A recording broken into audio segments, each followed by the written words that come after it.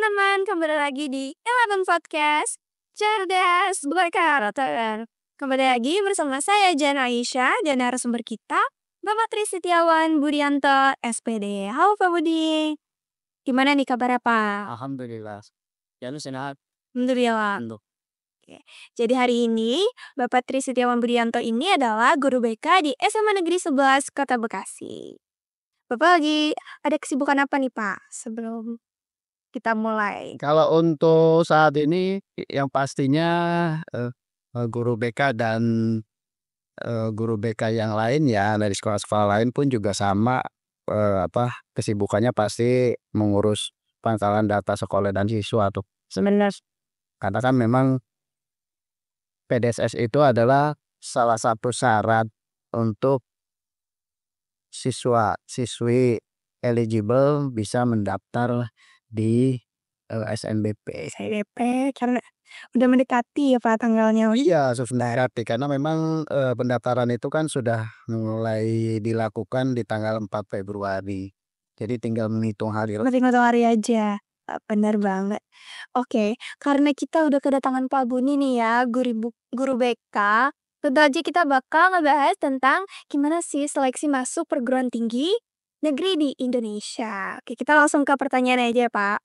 Jadi di sini guys, udah ada pertanyaan dan juga sebagian ada dari siswa-siswi Seman 11 Kota Bekasi. Ya. Tapi sebelum kita masuk ke pertanyaan inti nih Pak, mungkin ada dari penontonnya tuh ada yang dari SMP atau mungkin kelas 10 yang mau persiapan dan juga mau tahu info-info terkait masuk PTN ya Pak.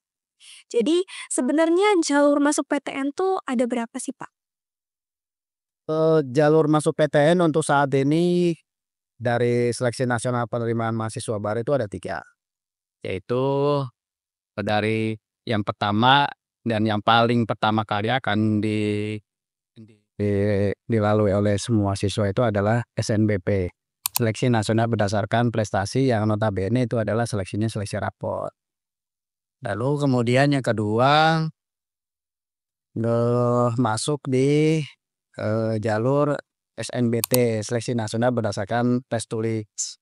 Nah, SNBT ini sebetulnya punya 2 kegiatan, itu kegiatan UTBK dan kegiatan pendaftaran SNBT. Nah, UTBK dan SNBT ini memang tidak bisa dipisahkan antara satu dengan yang lain, walaupun memang kegiatannya terpisah. Jadi untuk siswa bisa mengikuti SNBT itu harus punya skor UTBK. Nah, kalau punya skor UTBK kan otomatis setiap siswa harus mengikuti tes tulisnya, gitu. Nah, terus kemudian yang ketiga itu adalah jalur mandiri. Jalur mandiri. Nah, jalur mandiri ini adalah jalur yang memang haknya itu diberikan dari awal sampai akhir, haknya diberikan oleh pihak kampus masing-masing. Artinya memang pihak kampus itu boleh mengadakan seleksi berupa seleksi tulis, berupa non tulis, gitu-gitu. Dan kalaupun memang seleksi tulis dilakukan oleh pihak universitas langsung, ya otomatis biasanya tesnya itu langsung di kampusnya, kampusnya langsung. Kalau SNBP, SNBT tuh bisa beda gitu ya Pak? Ya, kalau SNBP itu kan memang seleksinya seleksi rapot aja. Jadi tidak ada tes apapun kecuali nilai rapot.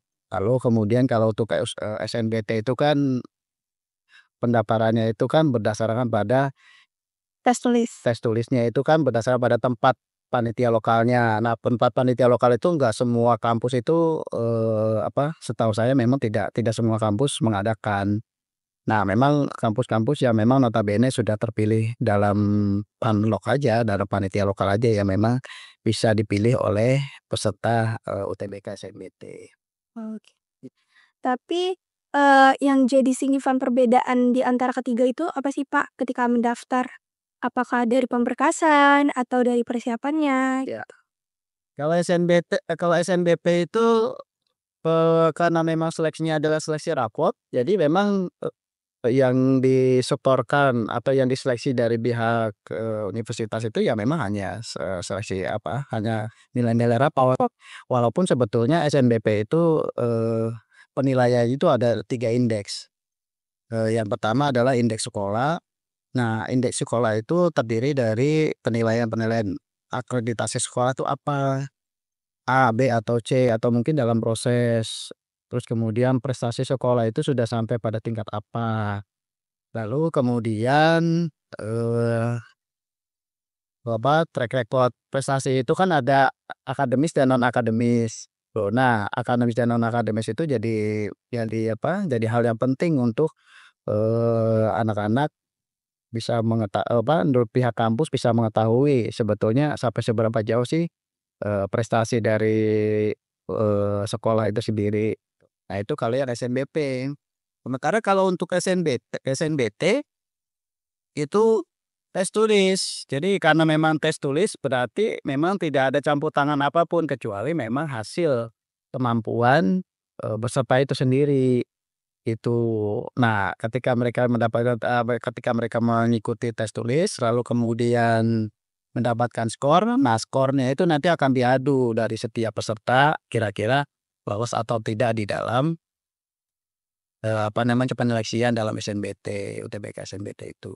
Lalu kemudian yang ketiga itu adalah jalur jalur mandiri. Nah, jalur mandiri ini kan terbagi menjadi 2, yaitu mandiri tulis dan mandiri non tulis. Mandiri tulis itu kan, setiap peserta bisa mengikuti kegiatan tes itu di, kampusnya langsung.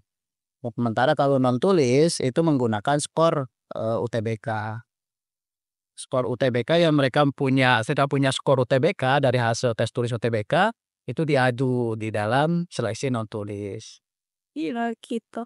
Tapi kalau misalnya SNBP nih, Pak, itu selain rapot dan juga prestasi dari sekolahnya sendiri, itu ada pencantuman portofolio kah atau harus sertifikat? 2 jenis rumpun jurusan itu yaitu olahraga dan seni. Kalau seni itu kan ada seni rupa, seni musik, terus kemudian DKV, desain interior, desain produk, kria, terus, yang sehubungan dengan itu, eee, terus kemudian kalau untuk, olahraga itu ada ilmu keolahragaan, ada Penjaskes, dan juga ada kepelatihan olahraga. Nah, 2 rumpun jenis itu memang harus menggunakan portofolio. Nah, portofolionya apa? Ya tergantung dari, jurusan yang diambil. Contoh misalnya DKV, kalau misalnya DKV yang dipilih, yang dituju oleh peserta SNBP, ya otomatis mereka harus menggunakan portofolio berupa gambar. Gambar. Nah, sementara kalau untuk yang seni musik misalnya. Nah, seni musik, peserta itu punya keahlian apa, misalnya si peserta itu punya keahlian, bermain drum, ya berarti, membuat video berupa bermain drum gitu-gitu, itu kalau seni musik. Berarti sesuai rumpun jurusan? Sesuai dengan, keahlian yang memang diperuntukkan, pendaftaran pada jurusan tersebut. Lalu kalau untuk rumpun olahraga juga sama. Kalau rumpun olahraga itu kan ada 3 jurusan itu. Ada ilmu keolahragaan, ada Penjaskes, pendidikan jasmani dan kesehatan, dan juga ada kepelatihan olahraga. Nah, 3 jurusan tersebut itu biasanya portofolionya adalah berupa keahlian dari bidang olahraga, si peserta tersebut. Misalnya si peserta punya keahlian, taekwondo. Nah, berarti si peserta tersebut harus memvideokan, Oh, video juga berarti ya? gitu. Jadi, memang ketentuannya memang sudah ditetapkan oleh panitia, SNBP itu sendiri. Oke, berarti untuk pemberkasan dan dokumen-dokumen yang emang harus dilengkapi di SNBP itu emang sesuai sama rumpun jurusannya ya, terutama portofolionya ya, Pak? Betul sekali. Oke, untuk mandiri nih, Pak. Banyak dari teman-teman tuh masih bingung sebenarnya mandiri itu apakah pure tes dan non tes tulis yang Bapak bilang tadi atau, ada yang menyediakan untuk mencantumkan skor UTBK sebelumnya, Iya. itu gimana? Kalau jalur mandiri itu kan memang ada 2 jenisnya, yaitu jenis, tes tulis dan juga, non tes. Nah, kalau yang tes tulis itu berarti si peserta, mandiri harus mengikuti tes seperti UTBK. Jadi pelaksanaannya seperti UTBK, apa namanya, mereka tes, cuma memang biasanya kalau untuk tes mandiri, tes tulis mandiri itu, ditentukan oleh pihak universitasnya langsung. Sementara kalau untuk memtes itu menggunakan skor UTBK. Jadi, mereka tidak perlu lagi melakukan tes tulis, tapi mereka hanya, menggunakan penyeleksian dengan menggunakan seleksi skor UTBK itu Oke. sendiri. Berarti, yang menentukan peserta itu masuk atau enggak tuh tergantung dari universitas itu sendiri? Iya, langsung langsung dari HPS, datiknya dari universitas. Oke oke, jadi gitu ya, guys. Oke, udah ngebahas tentang SNBP, SNBT Mandiri nih, Pak. Sekarang tentang Vagrants to Be-nya nih. Gimana sih cara kita tuh memantapkan hati dan pilihan kita terhadap prodi itu, Pak? Karena kan krusial banget apalagi SNBP gitu ya, Pak, nggak bisa kita tolak gitu. Gimana cara kita tuh kenal diri kita sendiri sampai kita akhirnya mantep pilih jurusan itu? Ya, baik. Eee, Sebetulnya ada beberapa hal yang bisa kita, jadikan referensi ya untuk, kita bisa menemukan jurusan sesuai dengan passion kita. Yang pertama, melihat hasil psikotes. Nah, hasil psikotes itu sebetulnya sangat penting itu untuk, peserta bisa mengetahui apakah saya ada di bidang-bidang mana saja gitu. Lalu kemudian yang kedua melihat dari kemampuan, nilai dan suka dengan pelajaran apa. Itu juga salah satu indikasi ketika siswa tersebut suka dengan teknik, biasanya memang, tidak jauh-jauh dengan suka dengan mapel matematika, suka dengan mapel fisika, gitu-gitu. Kedokteran pun juga sama, kalau kedokteran tuh biasanya kan mereka, suka dengan matematika, suka dengan biologi, suka dengan kimia. Benar. Terus kemudian indikasi yang lain, nah ini yang biasa saya, sampaikan di kelas itu, ada 3 hal untuk bisa mengetahui apakah kita, eee eee, betul-betul jurusan jurusan tersebut betul-betul sesuai dengan passion kita atau tidak. Nah itu melihat dari yang pertama profil jurusan. Nah, profil jurusan itu penting untuk setiap peserta, untuk setiap siswa mengetahui sebetulnya profil dari jurusan yang mereka inginkan tuh seperti apa sih. Nah, itu kan bisa di-googling itu, Iya, benar. banyak di internet juga. Lalu kemudian yang kedua, itu lihat mata kuliahnya. Mata kuliah. Mata kuliah dari jurusan yang memang, Mau diinginkan diambil oleh, peserta. peserta. Kira-kira mata kuliah apa saja sih yang mereka akan, dapatkan ketika mereka kuliah di jurusan tersebut dari awal sampai skripsi, sampai akhir tuh. Lalu kemudian yang ketiga, prospek, prospek Kerja. kerja. Nah, prospek kerja juga, jadi hal yang sangat penting untuk bisa diketahui oleh seluruh siswa, karena memang, eee eee, apa itu kan salah satu tangga menuju cita-cita ya. Jadi otomatis, dunia universitas juga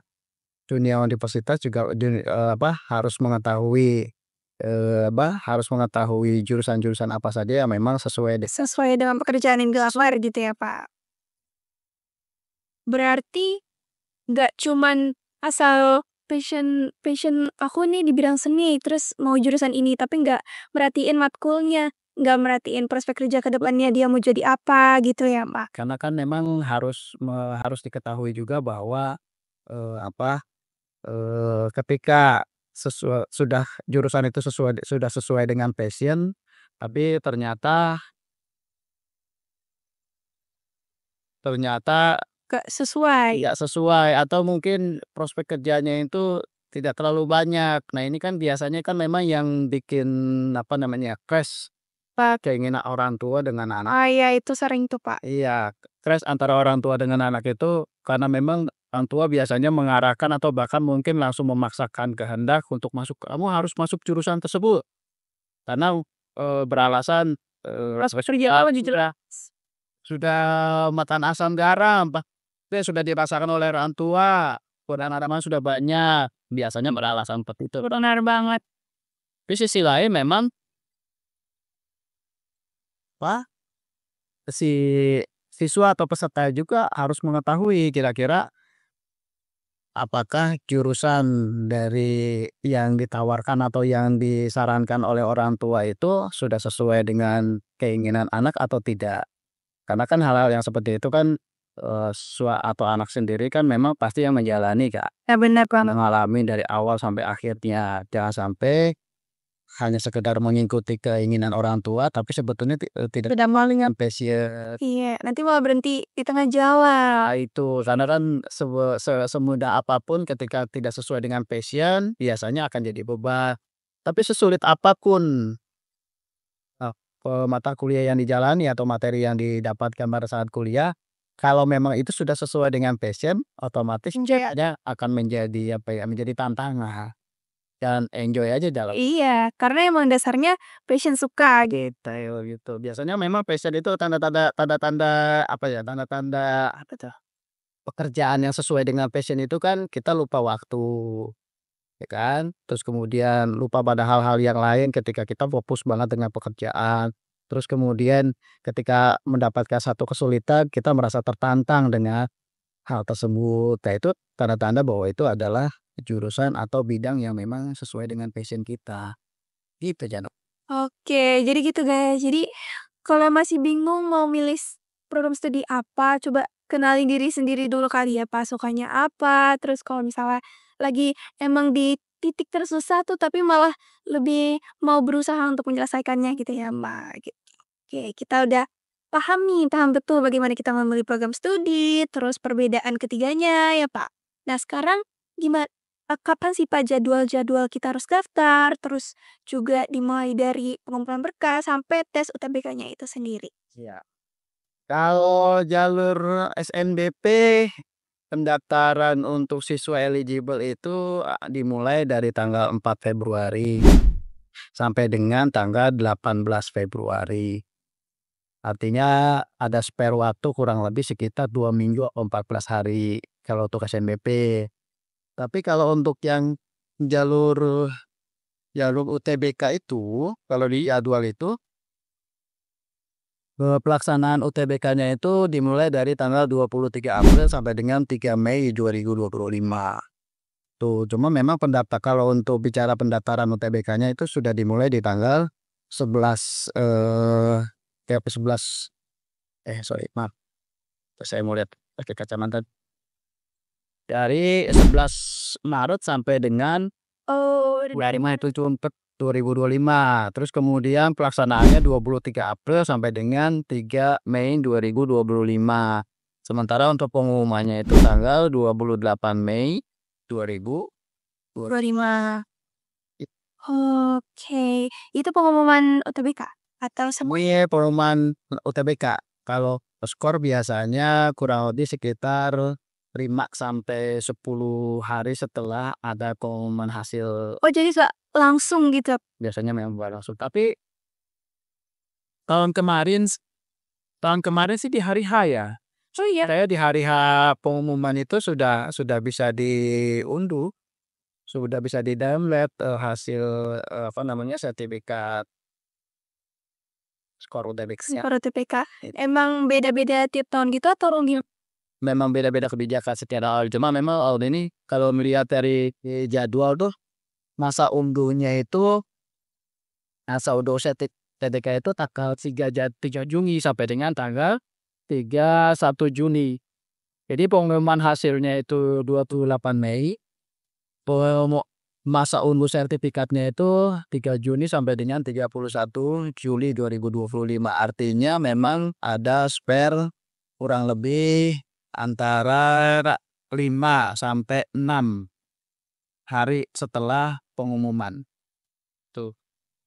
Tapi ini memang ada satu hal yang perlu diingat, terkait dengan jadwal pendaftaran UTBK nih. Biasanya kalau untuk siswa, eee, peserta SNBP itu tidak bisa daftar sebelum, pengumuman SNBP ada. Kan kalau pengumuman SNBP itu kan tanggal 18 Maret. Nah, sementara pendaftaran UTBK itu kan dimulai dari tanggal 11 Maret, ya kan, sampai dengan 27 Maret. Nah, berarti kalau buat para peserta SNBP yang eligible itu, mereka itu baru bisa mendaftar ketika pengumuman SNBP dinyatakan tidak lulus. Terus menunggu pengumuman SNBP dulu, pengumuman SNBP itu kan tanggal 18 Maret. Artinya dari tanggal 11 sampai dengan tanggal 17, siswa peserta SNBP itu tidak bisa mendaftar UTBK dulu, gitu. Cuma memang kalau untuk para peserta yang non peserta SNBP itu bisa dilakukan mulai tanggal 11 Maret sampai dengan tanggal 27 Maret 2025. Jadi Yes. Tapi di antara SNBP sama Mandiri nih Pak, apakah ada kuota prioritasnya tersendiri selain melihat indeks sekolah atau dari nilai rapot rata-rata siswanya itu sendiri? ya, kalau berdasarkan pada hasil edaran dari panitia SNPMB, memang kalau untuk SNBP itu, kuotanya 20%, 20%, eee, terus kemudian untuk UTBK, SNBT prosentasenya 40%. Lalu Lebih besar UTBK ya? lebih besar UTBK, lalu untuk jalur mandiri maksimal 30%. Tapi itu untuk universitas non perguruan tinggi berbadan hukum, yang non berbadan hukum ya. Apa tuh maksudnya Pak? Maksudnya non berbadan hukum itu ada perguruan tinggi negeri yang memang sekarang sudah mempunyai badan hukum, artinya memang punya legalitas, yang memang sudah mensahkan bahwa mereka punya badan hukum, dan ketika mereka punya badan hukum itu segala aktivitas atau segala kegiatan itu memang sudah, sudah diperbolehkan dari universitas. Universitas sendiri. Oh, berarti nggak sakopau sama pemerintah gitu? Jadi memang untuk yang PTN-PTN yang berbadan hukum itu memang, punya kuota sendiri. Nah, kuotanya untuk PTN berbadan hukum itu kemarin untuk SNBP itu 20%, minimal ya, minimal 20%, kemudian UTBK minimal 30%, sementara kalau untuk jalur mandiri maksimal 50%. Oh, Mandiri Iya. gede? Jadi memang kalau untuk yang PTN berbadan hukum itu, diperbolehkan bagi universitas-universitas yang berbadan hukum itu boleh menggunakan kuota jalur mandirinya sampai 50%. Artinya kalau misalnya si kampus tersebut menerima, satu angkatan menerima 8.000 mahasiswa, berarti ya bisa dipastikan 4.000 mahasiswanya dari jalur mandiri, gitu. Sisanya tadi 40% itu dibagi menjadi 2, yaitu jalur SNBP dan jalur UTBK SNBT. Tapi itu hanya PTN berbadan hukum aja. Berbadan hukum aja. Ya. Jadi untuk tahunya PTN berbadan hukum itu bagaimana, Pak? Ya langsung aja googling. Udah canggih teknologi. Ya tes aja di-googling di universitas-universitas yang memang dituju oleh seluruh, peserta, kira-kira universitas yang kalian tuju, yang kalian mau itu apakah sudah berbadan hukum atau belum. Kalau belum berbadan hukum, ya otomatis biasanya memang diperbanyak di jalur PBK, SNBT. Tapi kalau untuk yang berbadan hukum, ya biasanya mereka menggunakan, jalur 50% itu dari jalur mandiri. Artinya memang dari sebagian besar mahasiswa dari PTN berbadan hukum itu, ya melalui jalur mandiri. Cuma memang kemarin yang saya mengikuti, sosialisasi dari IPB University. Nah, IPB University itu unik, uniknya Kenapa tuh? SNBP itu tidak hanya menggunakan 20%, tapi menggunakan 40%. Keren, buat SNBP doang.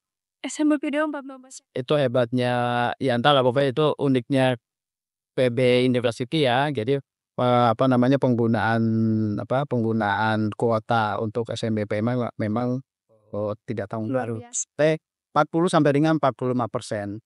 Jadi luar biasa memang bisa bisa dilihat bahwa indikasinya memang, mengutamakan Sangat apa ya, mengutamakan anak-anak prestasi sepertinya kalau yang saya perhatikan dari PB University, gitu sih. itu dari 45% itu cukup prestasi rapot atau ada entah Ya prestasi raport, terus kemudian sertifikat biasanya yang digunakan, biasanya kan kalau untuk sertifikat itu kan penggunaannya kan, maksimal 3. Penggunaan sertifikat itu maksimal 3, tingkatnya itu ada 5, yaitu tingkat sekolah, tingkat, kota, tingkat provinsi, tingkat nasional, dan paling tinggi tingkat internasional, gitu. Dan penggunaan sertifikat itu jangan kalau kalau apa, di sertifikat itu sebagai peserta sebaiknya tidak digunakan. tidak Karena berpengaruh, tidak berpengaruh, karena itu bukanlah prestasi. hanya keikut serta. Hanya ikut serta, walaupun tingkatnya tingkat nasional, gitu. Tapi kalau memang ada juara, kemarin kan ada beberapa pertanyaan dari beberapa siswa, "Pak, saya itu, sebagai peserta tingkat nasional, tapi saya juga punya sertifikat yang juara tapi tingkat provinsi. Pakainya yang mana?" Ya pakai ya juara tingkat provinsi, karena itu yang akan dihitung, karena itu bagian dari prestasi, gitu. Terus kemudian penggunaan sertifikat juga ya sebaiknya memang yang jenisnya lomba. Ya lomba olimpiade yang apa, itu kan jenis akademis ya, yang non akademis juga sama. Nah ini juga jadi apa, jadi banyak pertanyaan nih, dari beberapa siswa, "Pak, apa namanya, lomba-lombanya itu kalau memang tidak berhubungan langsung sama apakah boleh atau tidak?" Boleh-boleh saja, nggak ada masalah. Jadi pakai aja apa, sertifikat-sertifikat yang memang itu, memang tidak langsung berhubungan dengan Sama jurusannya. apa-apa digunakan aja, dan itu menjadi sebuah, kriteria pendukung. Nilai Mas ya nilai plus memang kalau untuk sertifikat itu memang ada juga jadi prioritas, artinya ketika sertifikat itu bidangnya berhubungan langsung dengan jurusan yang dipilih, itu biasanya menjadi, nilai plusnya, lebih besar. iya. Tapi kalau, tidak berhubungan bukan berarti tidak bisa, tetap bisa, cuma memang Nilai nilai plusnya itu lebih. ini yang barang yang tidak langsung berhubungan, tetap ada, nilai plusnya. Berarti kalau misalnya sertifikat kayak seminar atau pelatihan-pelatihan itu jangan ya? Ya jangan digunakan deh, itu bukan bagian dari prestasi. Ada itu dia itu sertifikat-sertifikat yang cuma sekedar pelatihan, seminar, jangan digunakan, karena itu malah jadi apa ya, takutnya malah jadi bumerang. Itu bukanlah bagian dari prestasi. Berarti cukup kompetisi aja, sertifikat kompetisi kejuaraan aja, oke. Oke nih, terus mungkin banyak dari kita atau mungkin teman-teman di luar sana, Pak, ada yang rezeki dia eligible dan bisa daftar SNBP. Nah, gimana sih strateginya untuk bisa menentukan studi prodinya, terus juga universitasnya? Karena mungkin nggak mau ikut tes UTBK atau dari mandiri gitu, Pak. Jadi mau ikhtiar di SNBP dulu. Gimana cara strateginya menentukan biar pas sasaran gitu, Pak? Iya iya. Eee, Pilihan SNBP itu kan 2 prodi ya, 2 prodi di satu universitas ataupun di 2 universitas. Ini kita perlu tahu dulu nih karena memang sebelum kita bicara strategi, kita juga harus mengetahui aturan main dari SNBP itu seperti apa. Pilihan pilihan universitasnya adalah siswa atau peserta SNBP boleh memilih satu atau 2 prodi di 1 PTN atau di 2 PTN. Contoh misalnya ada, Janu mau pilih, 1 ITB, tuh misalnya katakan misalnya contoh ya, contoh tes RD ITB. Lalu kemudian, eee, yang kedua pilihannya misalnya, eee komunikasi UPI. IHK. Boleh boleh. Komunikasi UPI misalnya seperti itu. Nah itu pilihannya seperti itu diperbolehkan. Atau misalnya pilih satu FSRD ITB, yang kedua FTSL ITB. Nah kan satu univ FSR, satu univ 2 prodi, itu diperbolehkan. Nah, tapi ada syarat yang lain. Syarat yang lain adalah jika memilih 2 PTN, maka salah satu PTN harus ada di SMA provinsi asal. Ya, coba dicerna nih. Kalau memilih 2 PTN, maka salah satu PTN harus ada di Pusat. satu provinsi dengan SMA asal. Contoh kita kan ada di Jawa Barat, berarti universitas kita, universitas dan perguruan tinggi negeri akademik dan perguruan tinggi vokasi kita harus salah satunya ada yang di Jawa Barat kalau memilih 2 PTN. Contohnya seperti apa? Contohnya misalnya, eee, "Pak, saya mau pilih satu kedokteran UGM, yang kedua misalnya, kesehatan masyarakat Universitas Siliwangi." Nah, kita lihat, kita analisis UGM itu di luar dari Jawa. Sementara kalau untuk Universitas Siliwangi posisinya ada di Tasikmalaya. Nah, masih masuk dalam provinsi Jawa Barat. Apakah itu bisa? Bisa, itu. Nah, terus kemudian dari persyaratan tersebut kita analisis lagi yang lain. Jika memilih memilih 2 prodi, satu universitas, kan, 2 prodi, satu universitas, maka pilihan universitasnya hanya bisa hanya bisa terpaku di Jawa Barat saja. Misalnya contoh seperti ini, bisa enggak memilih satu kedokteran UGM, 2 teknik industri UGM? Ya tidak bisa, karena memang tidak diselesaikan, tidak ada yang di Jawa Barat. Akhirnya dengan pernyataan itu, si peserta akhirnya terpaku dengan kalau mau milih satu universitas, berarti universitasnya hanya ada di SMA provinsi asal saja, gitu. Contohnya seperti tadi saya sampaikan, kalau misalnya Janu pilihnya satu FSRD ITB, kedua MTSL ITB, itu boleh. Karena Jawa Barat. Karena memang ITB masuk dalam provinsi Jawa Barat, gitu. Lalu terkait dengan strategi, ya memang kan banyak sampai hari ini, sampai saat ini kan masih banyak universitas yang tidak mau dinomor dinomorduakan. Ya itu Pak, bingung deh. Itu. Karena memang universitas tersebut memang tidak mau dinomorduakan, terus bagaimana, strateginya? Ya dari sekian banyak universitas negeri, cukup banyak juga kok yang memang mereka masih mau dinomorduakan.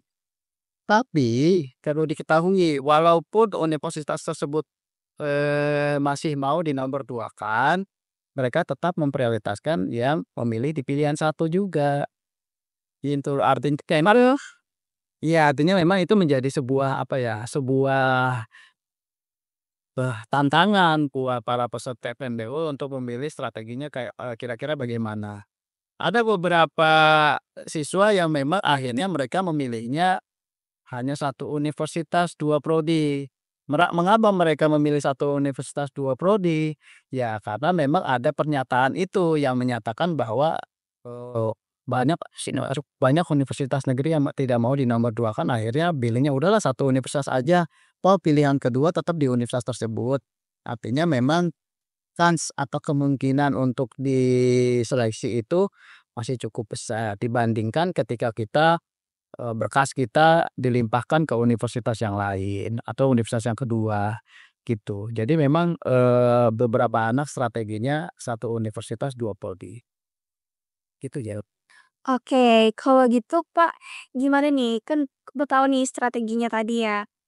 Kalau misalnya untuk passing grade-nya nih Pak, tiap universitas tuh kan pasti beda-beda.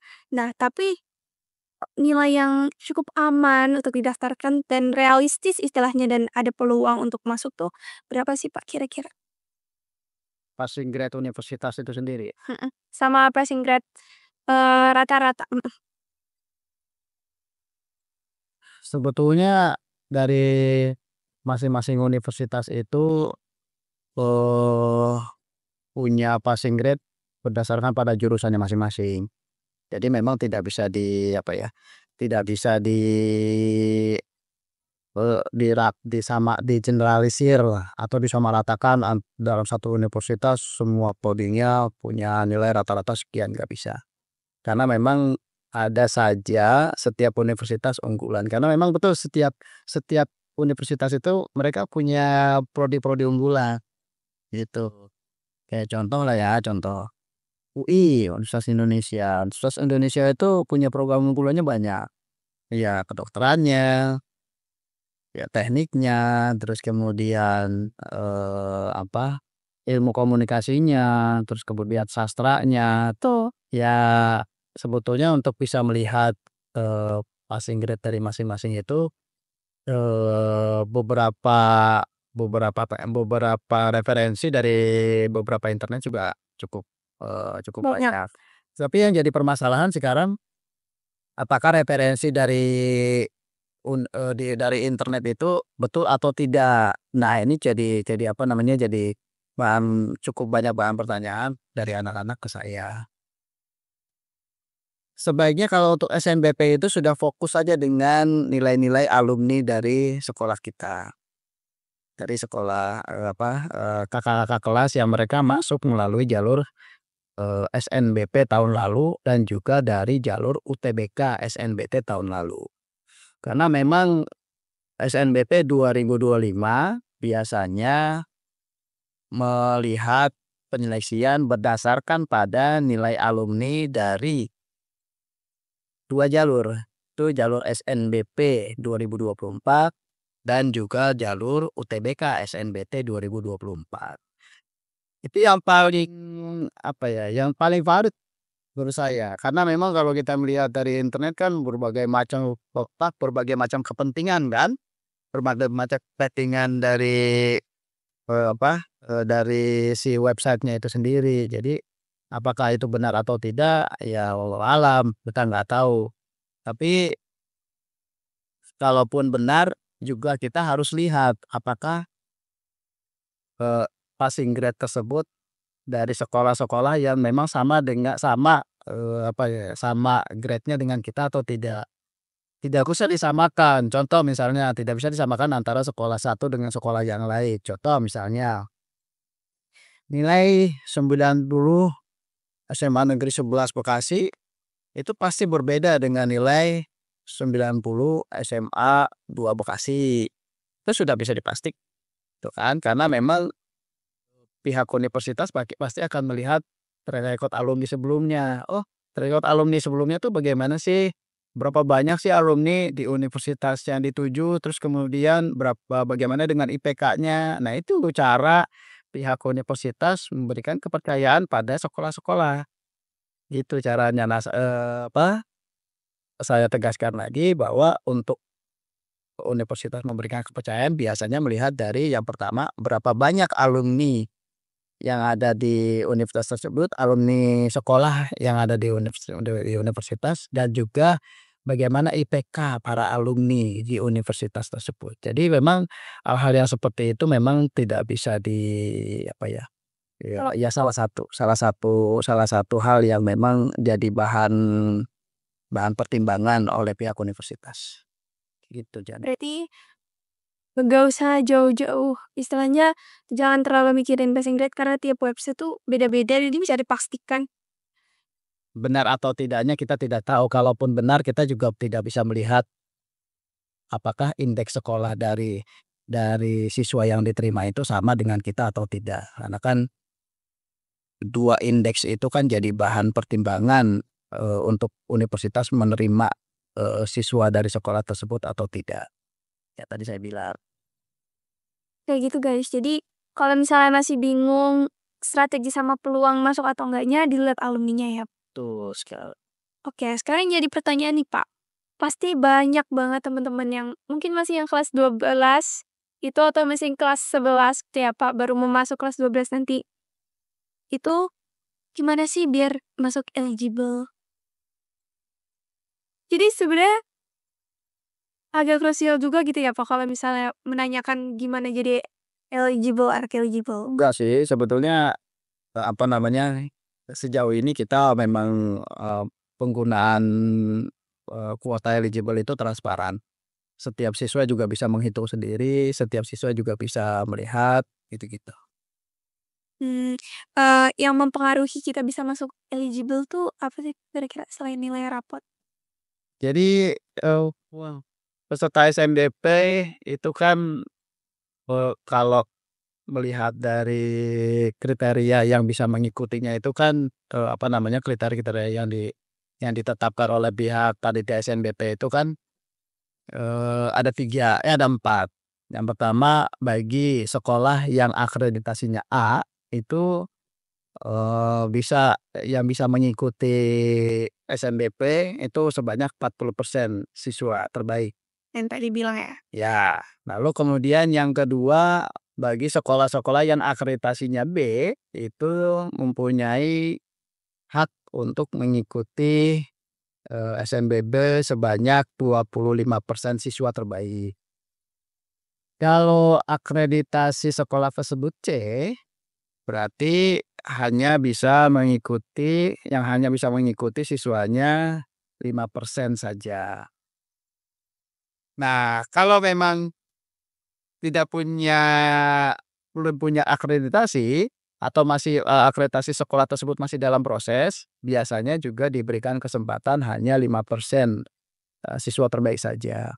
Nah, kebetulan sekolah kita kan akreditasinya A ya. Nah, akreditasi A skor 93. Nah, itu kita mendapatkan, hak kesempatan bisa mengikuti SNBP itu sebanyak 40% siswa. Nah, 40% siswa kemarin dari 391 siswa SMA 11, yang masuk dalam kriteria 40%-nya adalah 157 siswa. Nah, 157 siswa itu bagaimana caranya untuk bisa masuk dalam kriteria eligible? Ya, sebetulnya mudah saja. Eee Kita penggunaan eligible itu berdasarkan pada pemeringkatan nilai semester 1 sampai dengan semester 5. Nilai-nilai apa saja yang digunakan mapelnya? Seluruh mapel.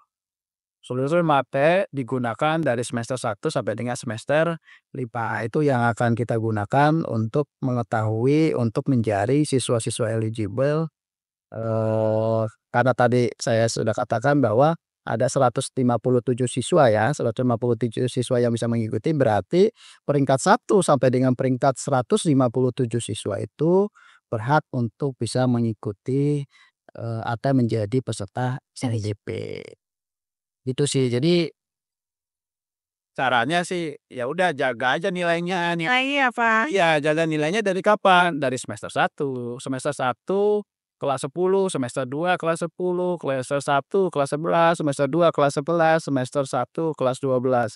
Karena kan memang yang diadu itu, yang dijadikan apa, persaingan itu kan sebanyak 5 semester. Nah, ini memang aturan main yang sudah dibakukan oleh pihak, panitia SNBMB. Jadi memang 5 semester itu dijadikan bahan, kriteria untuk bisa menentukan siswa eligible, gitu Janur. Oke, berarti minimal kalau nggak stabil harus naik nilainya ya Pak, dari semester ke semester ya?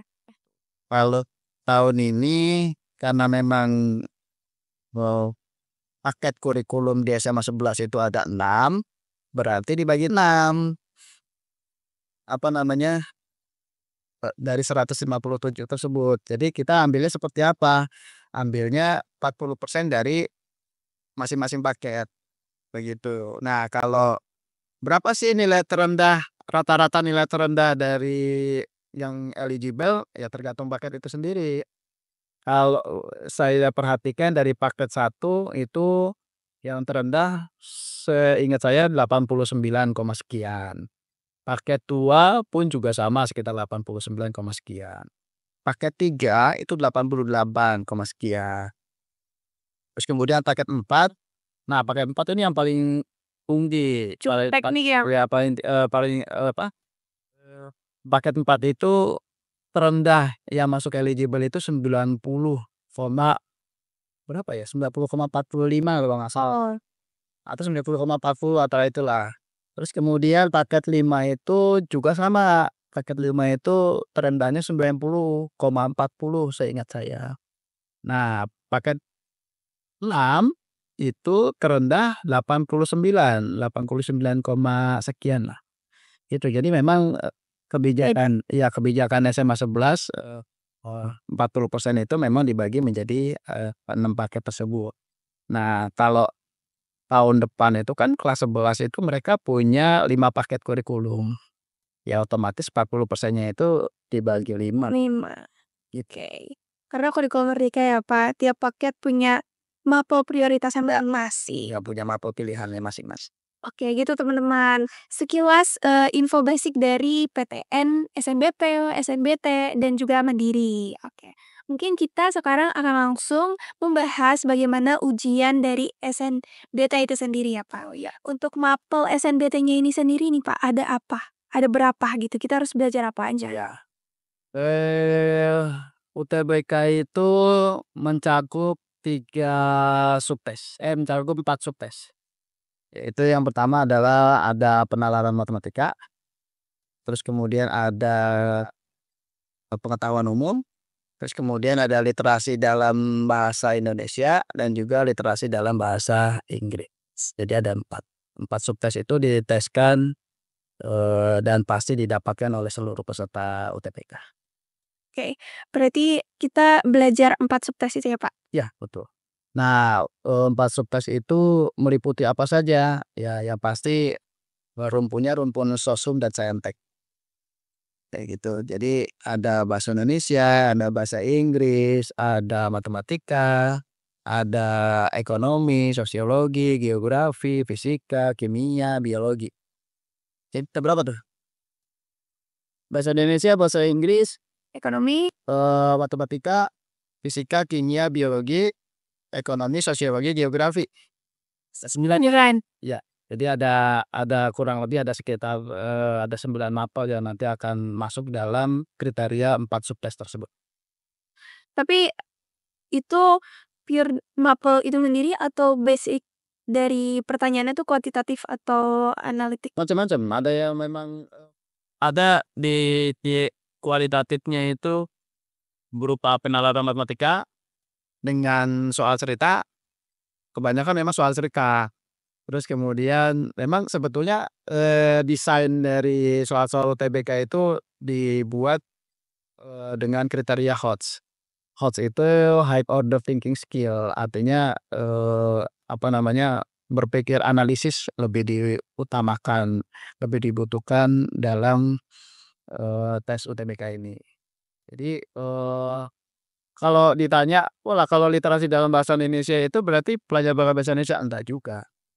Ada soal cerita juga ya, Pak? Pasti ada soal-soal memang soal-soal yang kaitannya dengan, penalaran matematika, ada yang menyangkut tentang fisika, ada yang menyangkut ke biologi, gitu. Jadi satu soal itu bisa mencakup ada beberapa mapel, beberapa pelajaran, gitu. Jadi itulah yang dinamakan kriteria high order thinking skill. Berarti analytic thinking-nya tuh Itu sampai dia, Pak. radias Skill analisisnya tuh emang harus harus dan memang telit. seluruh peserta itu memang harus sudah dibiasakan untuk apa namanya, berpikir analisis dengan soal-soal pembahasan-pembahasan soal-soal yang memang yang berhubungan dengan UTBK itu sendiri. Makanya kalau di sekolah kita kan memang setiap kelas 12 itu kan kita ada pendalaman materi yang terkait dengan pembahasan soal-soal UTBK. Tujuannya apa? Ya salah satunya adalah pembiasaan. Apa namanya, seluruh siswa kelas 12 itu kita coba untuk biasakan mereka, mendapatkan soal-soal yang berhubungan dengan soal-soal, HOTS tadi.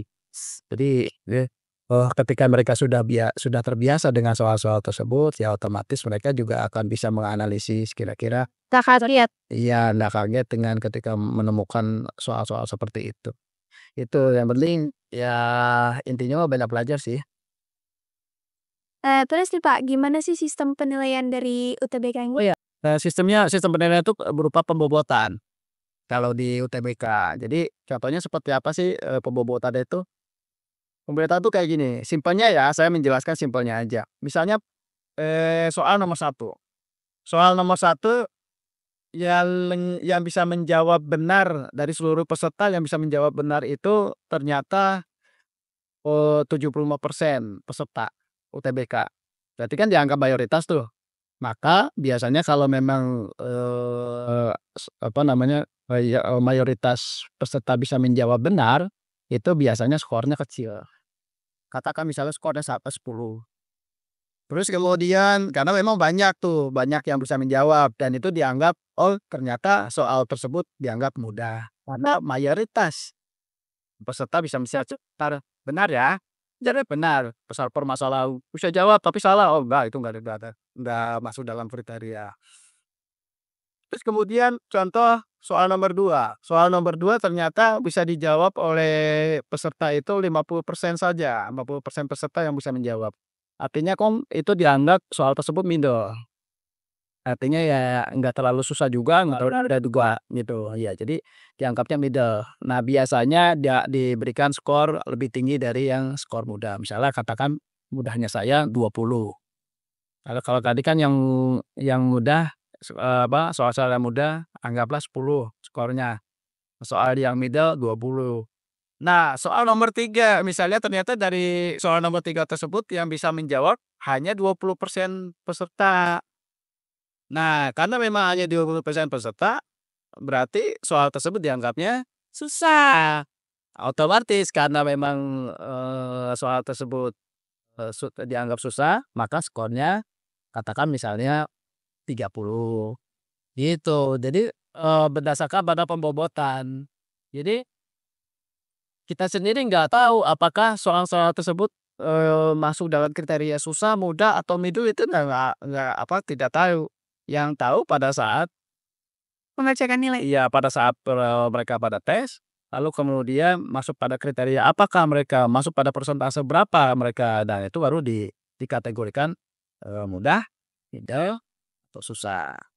Itu. Ih, kita nggak tahu gitu ya? Tidak tahu apakah soal-soal tersebut itu masuk dalam kriteria mudah, susah, atau middle, ya tergantung si para pesertanya. Kalau misal oh kita menganggap, "Ah ini soalnya susah loh sebenarnya," tapi ternyata yang bisa menjawab benar itu sampai 80%, ya berarti dianggapnya mudah. Jadi sebetulnya relatif sih sebetulnya apakah apakah susah atau mudahnya tergantung penilaian dari, peserta itu sendiri. Cuma memang penentuan dari pihak panitia SNBT menyatakan semakin banyak yang bisa menjawab benar, maka soal tersebut dianggap mudah, yang skornya kecil.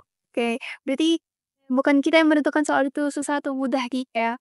Tergantung berapa yang Betul. bisa jawab. Yang mendesain soal itu kebanyakan profesor, guru besar. Yang ngedesain itu bukan orang sembarangan. Oke, berarti bukan soal sembarangan itu ya, Kak? Iya, Kak. Oke, terkait SNBT nih, Pak. Pasti banyak teman-teman yang mungkin tidak mencapai skor untuk masuk universitas, akhirnya gap year gitu. Terus mau daftar SNBT tahun depan. Nah, maksimal kita untuk bisa daftar SNBT itu berapa kali sih, Pak? Ya. Kalau di UTBK SNBT itu yang bisa mengikuti atau yang berhak mengikuti UTBK SNBT itu 3 tahun kelulusan. Jadi misalnya Janu lulus tahun 2024, 2025. Nah, itu tahun pertama 2005, 2025, 2026 itu tahun pertama Janu bisa mengikuti, UTBK. Lalu kemudian katakan misalnya pahit-pahitnya nih, 2005 nggak dapet UTBK, wah itu berarti ya kita bicara pahit-pahitnya contoh contoh, Contoh. wah tahun 2026 masih penasaran pengen masuk PNS lagi. Nah, itu masih bisa, itu tahun kedua. Masih penasaran juga karena belum lolos di 2026 di PTN, penasaran di 2027 apakah bisa? Bisa, tapi itu di tahun terakhir.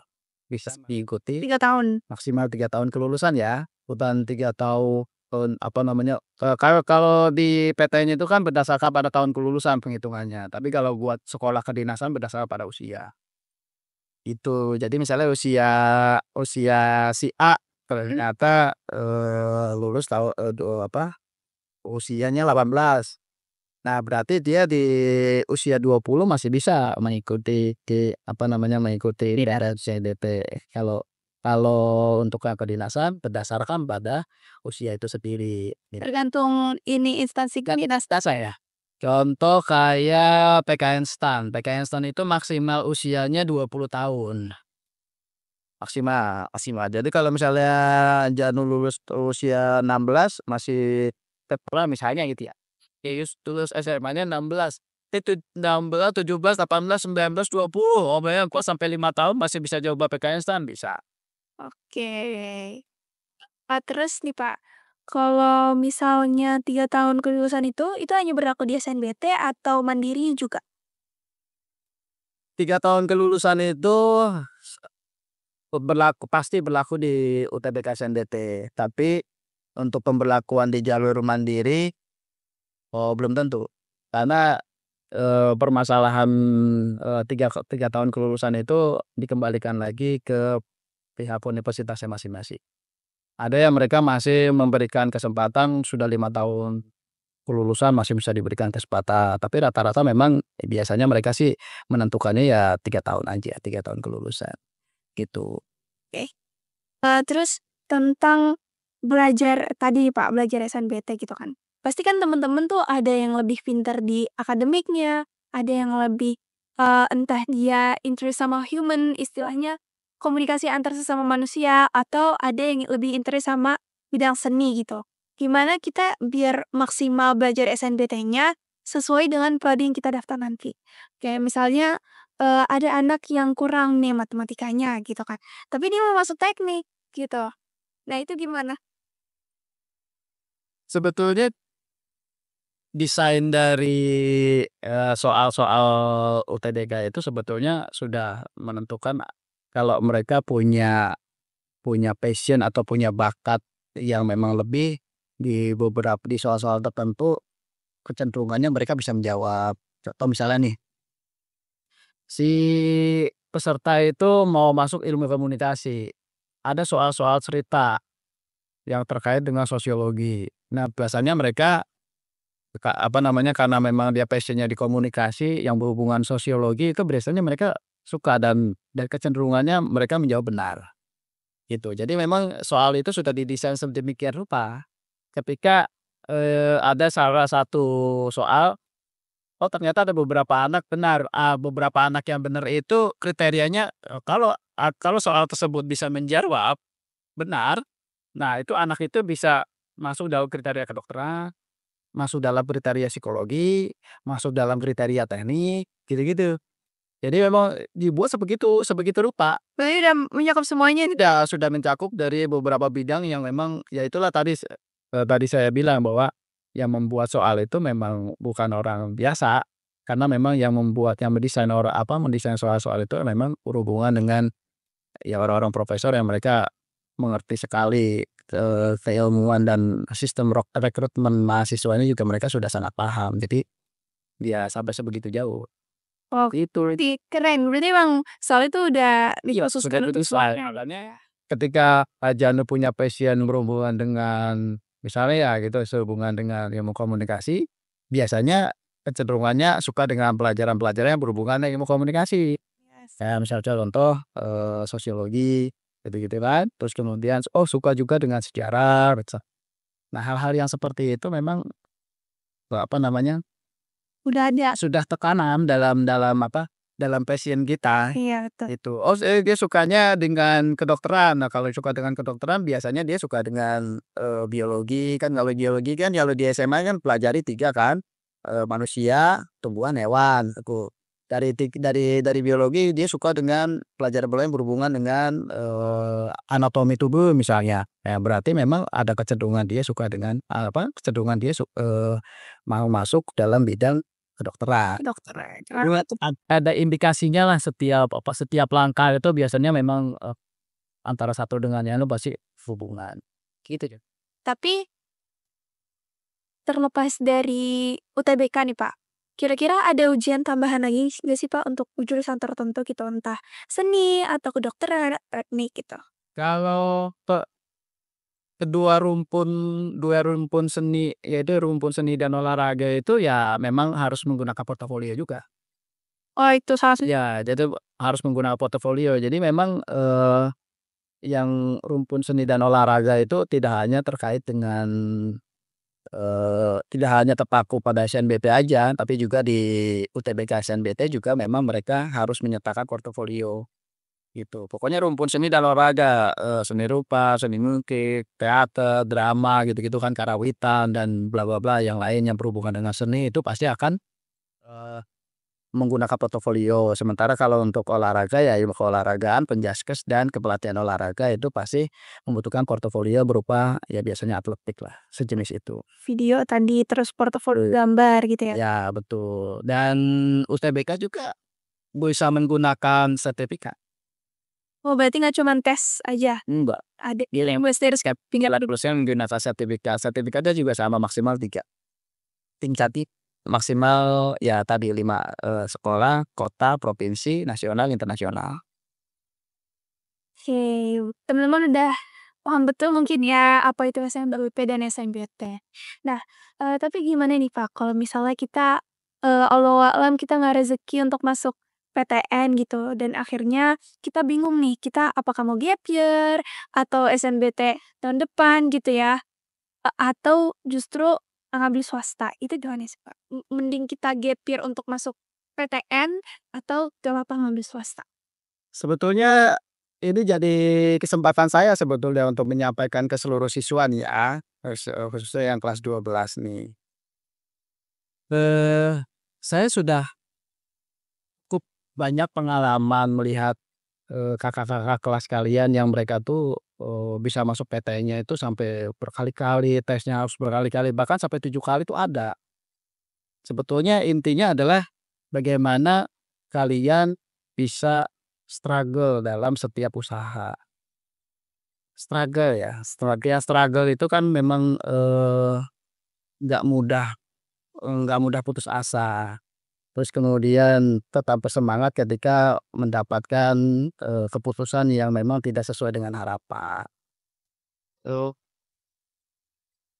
penentuannya di situ, penentuannya ketika ketika, kalian tidak masuk di SNBP, jangan kemudian langsung kalian bersedih, langsung merasa Dunia hancur. dunia hancur, udah nggak akan ada masa depan lagi. Itu baru satu jalur, Iya, setuju. dan masih banyak jalur-jalur lain yang memang kalian bisa coba untuk, masuk PTN. Jadi jangan langsung menyerah begitu saja. Sementara SNBP itu kan sebetulnya jalur jalur yang memang tidak menggunakan tes sama sekali, hanya kemampuan nilai jadi jangan dianggap bahwa, oh, SNBP itu adalah segala-galanya, enggak. SNBP itu adalah salah satu jalur saja. Kalaupun memang tidak bisa lolos di situ, masih akan ada jalur-jalur yang lain, salah satunya adalah UTBK dan, jalur mandiri. Ketika tidak lolos juga di jalur, UTBK, masih ada jalur mandiri, bahkan jalur mandiri itu banyak sekali universitas-universitas negeri yang memang mereka membuka pendaftaran dan tesnya itu berbeda-beda waktunya. Contoh misalnya kalian berminat untuk di UI, mendaftar di UI, coba disimak UI-nya. Kalian juga berminat di UGM, coba juga diutur UGM-nya. Kalian berminat di jalur mandiri Universitas Diponegoro, ya coba dengan Undiknya. Jadi, semakin banyak kalian mencoba, semakin besar juga kesempatan kalian untuk bisa masuk PTN. Kemarin itu, sampai ada 1 siswa yang sampai mendapatkan 4 pengumuman dan lolos, 4 universitas lolosnya. Iya, karena memang pada saat mereka ikut UTBK, mereka juga ikut jalur mandiri Undip, jalur utur UGM, ikut mandiri UTS. Mereka coba semuanya. Itu kan PR-nya besar. iya, itu kan satu satu indikasi bahwa bahwa anak ini struggle. Jadi nggak mudah putus asa untuk bisa masuk PTN. Jadi jangan kita berbicara, "Oh, nggak usah nanti kita nggak usah bicara gap year dulu, nanti aja." kalian memang di ending-nya baru di ending-nya memang nggak masuk, PTN manapun, baru silakan menentukan, plan B-nya atau plan alternatif dari rencana yang memang sudah ditentukan. Jadi pesan saya adalah bahwa Wah, masih terbuka lebar, masih terbuka luas untuk bisa masuk PTN, terus bagaimana? Karena saya ingat sekali ada alumni itu sampai 9 kali tes. Wow, Bayangkan 9 kali tes, dia excited, tes Pak. mana saja, Mbak, tes UI dia coba, Undip dia coba, terus kemudian pokoknya yang kaitannya dengan kedokteran dia coba semua. Sampai di tes ke-9 itu ada tes terakhir dan dia menyatakan bahwa, "Ini adalah tes terakhir saya, Pak. Kalau misalnya ini nggak masuk, ya berarti saya, mau coba tahun depan." Katanya begitu. Tapi ternyata, ya qadarullah, memang Allah berkehendak memang kita lihat dulu usahanya sampai seberapa jauhnya begitu, mungkin seperti itu. Ternyata di pas tes terakhirnya itu dia lolos dan lolosnya nggak tanggung-tanggung, di mana? Di kedokteran UGM. Dan jalur apa 9 tadi, jalur mandiri. Tapi itu tes yang ke-9 kalinya, coba bayangkan betapa betapa apa, betapa bagaimana perasaannya ketika menerima pengumuman gagal 9 pertama kali jawaban, yang kedua gagal, ketiga gagal, keempat gagal, kelima gagal, seterusnya sampai pada, titik terakhir ternyata, rezekinya dia pada titik terakhir. Bayangkan seandainya dia tidak coba di hari terakhir, yang ke-9, apakah dia berhasil? Enggak. Berarti emang intinya jangan pantang minyak. Jadi Coba aja. intinya adalah struggle. Jadi jangan kita bicara gap year dulu. Ini belum Tantangan belum waktunya kalian kelas 12 itu bicara struggle itu belum bicara gap year atau universitas swasta itu belum waktunya. Sekarang sekarang, masih banyak jalur-jalur untuk bisa masuk tembus di universitas negeri itu masih sangat terbuka. Jadi, ya struggle, intinya adalah struggle. Jadi jangan jangan mudah putus asa, jangan terlalu apa ya, kalau bahasa itunya apa sih, apa tuh, Pak? jangan terlalu Sih, terlalu lama dalam sedih hati, gitu-gitu. nggak fokus sama Terus dengan tanggap iya betul. Di dan kalau misalnya nanti pun juga dapat di universitas, ya jangan juga terlalu, euforia. Jadi ya biasa-biasa aja lah, segala sesuatunya kan memang sudah menjadi kehendak Tuhan, walaupun memang sisi lain kehendak Tuhan itu juga ada ikhtiarnya, ya tetap kita pada ikhtiar, tetap kita ikhtiar ya memang, kalian masuk di mana, ya usahakan aja, gitu. karena kalaupun kita gagal di satu jalan, masih ada jalan yang baik. Musikal.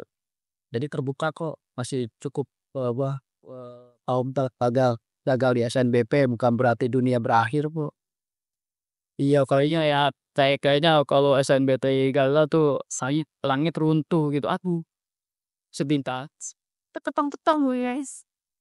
Oke.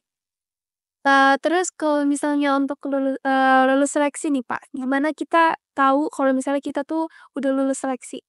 Entah itu SNBT atau SNBT.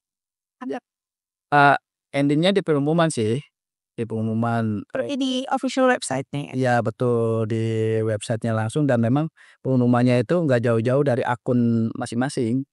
Jadi buka aja di akunnya sendiri, nanti akan muncul selamat atau, Selamat semangat. maaf ada jadi memang apa namanya, semuanya ada di semua pengumuman biasanya memang ada di akunnya masing-masing. Oke, semoga untuk anak-anak kelas 12 dapatnya biru selamat. Semoga bisa sampai 90% masuk PTN dan kedinasan. Keren. Oke, kita udah mengulik tentang, jalur masuknya, terus struggle-struggle-nya. Sekarang biaya dan beasiswa nih, Pak. Oh iya. Mungkin mayoritas, gak cuman mayoritas, tapi pasti adalah teman-teman yang kekurangan biaya atau bagaimana. Apakah dari jalur SNBP, SNBT dan Mandiri itu ada ketentuan spesifik Oh iya. pembiayaannya, Pak? Saya bicara UKADA dulu deh, uang kuliah tunggal. Uang kuliah tunggal itu adalah uang yang memang, dibayarkan hanya itu saja biayanya.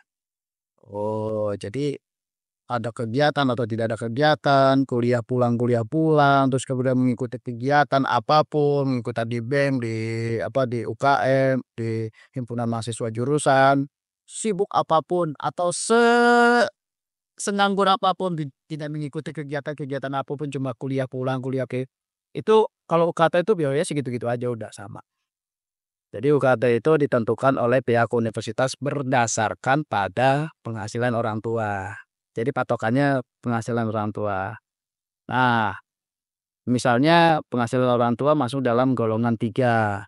Nah, golongan 3 itu, kriterianya misalnya masuk dalam, ini kan setiap setiap universitas beda-beda nih kriteria-kriteria, UKT-nya.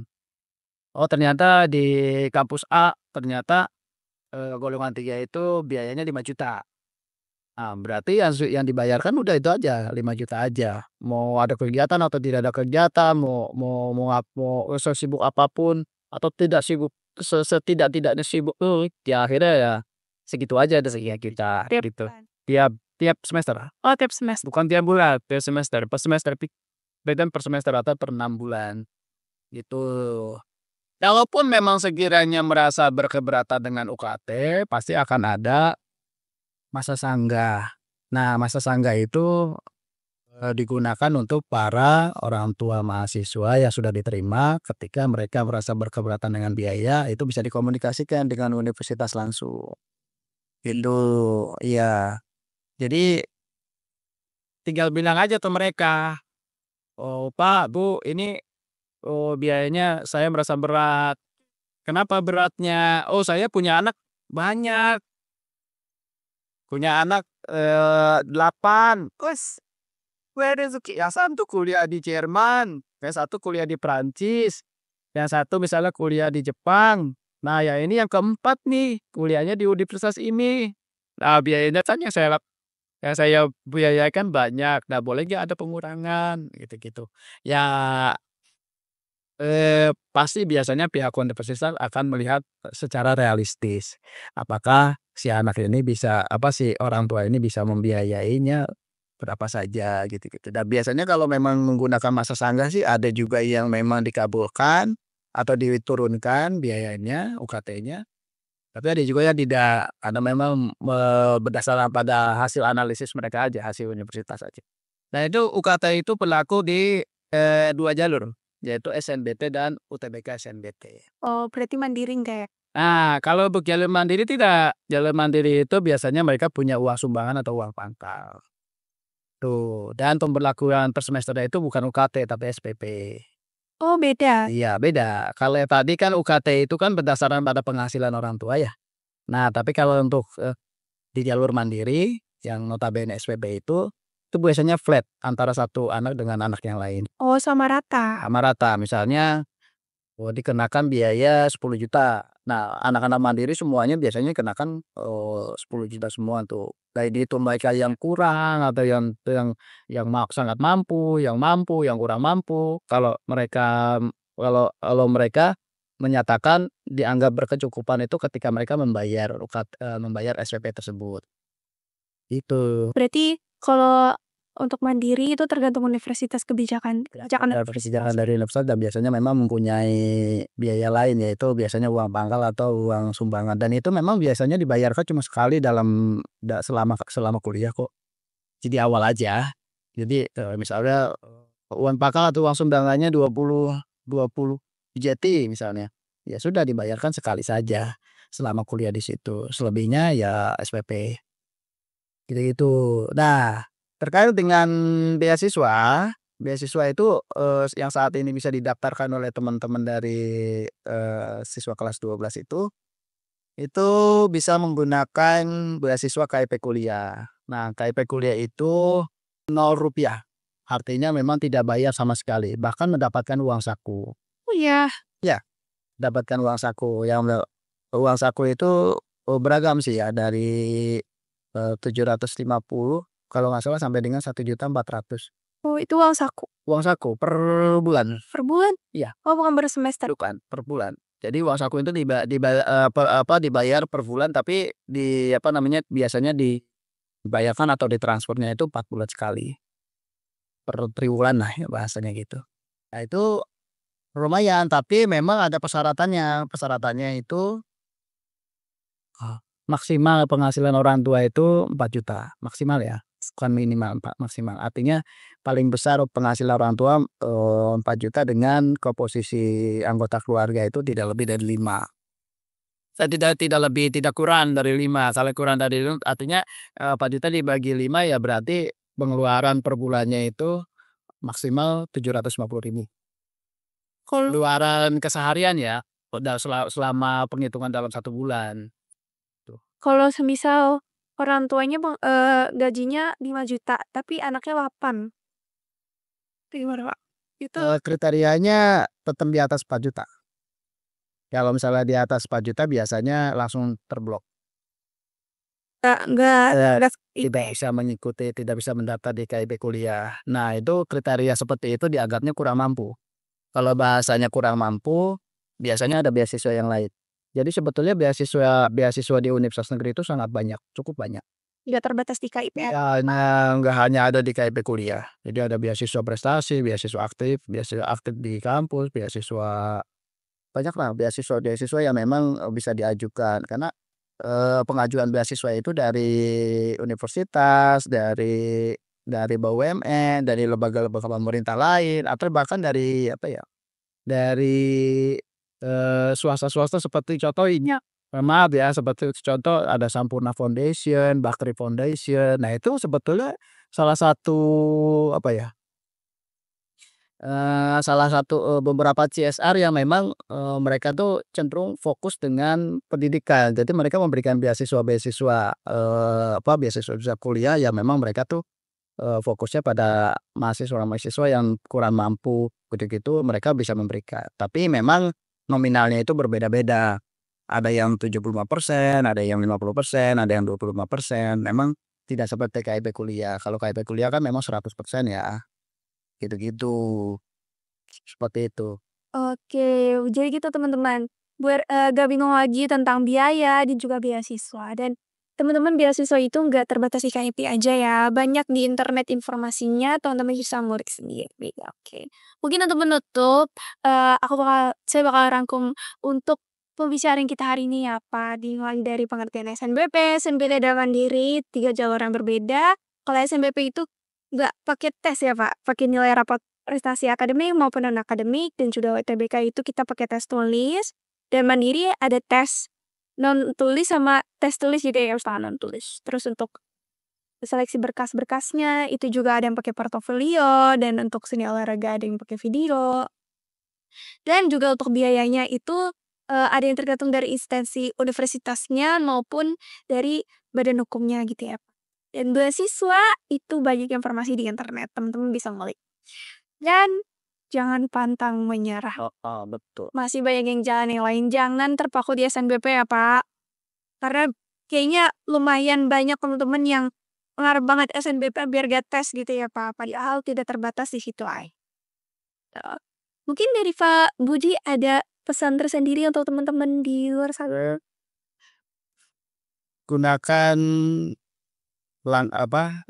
langkah-langkah yang memang seharusnya. Yang pertama, banyak belajar. Ya, jadi belajar belajar belajar. Bazar. Terus kemudian yang kedua, banyak komunikasi dengan orang tua, banyak minta ridho, minta restu sama orang tua, karena jalur langit tidak ada yang tahu, siapa yang tahu, karena saya banyak pengalaman beberapa anak yang berdasarkan pada kacamata saya, ternyata sebetulnya dia tidak bisa masuk, tapi akhirnya dia bisa masuk karena doa orang tua. Masya Allah. Kencengin ibadahnya, terus kemudian hal-hal lain yang memang bisa membuat kalian jadi mudah untuk bisa mencapai pada cita-cita. Ya salah satunya adalah ya banyak sedekah juga, karena sedekah itu kan salah satu cara untuk bisa kita cepat meraih atau mendapatkan apa yang kita inginkan, apa yang kita, capai gitu. Jadi manfaatkan hal tersebut, mungkin ini, apa namanya, Dan nasihat saya itu adalah nasihat yang sangat klasik, tapi memang segala sesuatunya tidak ada yang instan. Jadi segala sesuatunya memang harus diraih dengan cara-cara yang sepatutnya, yang seharusnya, dan satu hal lagi, layakkanlah kalian untuk bisa masuk PTN. Karena ketika kalian sudah melayakkan diri menjadi masuk PTN, maka otomatis kalian akan tercapai sesuai dengan cita-cita kalian. Ya, ya tadi, cara melayakkannya tadi, yaitu berusaha sekuat tenaga, terus kemudian, banyak berkomunikasi dengan orang tua, banyak minta restu orang tua, Betul. terus kemudian banyak ibadah dikencengin, gitu-gitu. Jadi hal-hal yang seperti itu tuh jangan sampai terlewatkan. Yang pada akhirnya, ending-nya kalian akan masuk sesuai dengan, apa yang kalian cita-citakan. Itu saja sih. Oke, jadi jangan hanya ikhtiar di dunia tapi juga langit dikencengin ya? Ya, Oke. mumpung kalian sekarang kelas 12 nih, dan banyak-banyak sholat duha. Tuh, Kalau rame nih sekarang. iya, kalau ada yang masuk apa namanya, masuk ke kelas kecrek-kecrek buat mau beramal, gunakan sebaik mungkin. Jadi jangan berpikir, ada amal ini, enggak. Kan tujuannya kan kita, apa namanya, kita kan mendidik ya, ada bakti sosial di dalamnya ya, harus diperhatikan juga. Artinya memang kita mengajarkan bagaimana peduli dengan sesama gitu. Oke, semoga, pembicaraan kita hari ini bikin teman-teman semua di luar sana, di rumah, terutama untuk kakak-kakak, adik-adik kelas 12 ya, Pak, ya itu nggak bingung lagi tentang SNBP, SNBT, dan juga MTI. Dan segitu saja untuk episode hari ini terkait seleksi masuk PTN negeri di Indonesia. Saya Jana Aisyah, Saya Tri Setiawan Budianto, biasa dipanggil Pak Budi. pamit undur diri. Terima kasih teman-teman udah nonton Ilman Podcast. Jadi, karakter. Dadah, sampai jumpa di lain episode, teman-teman.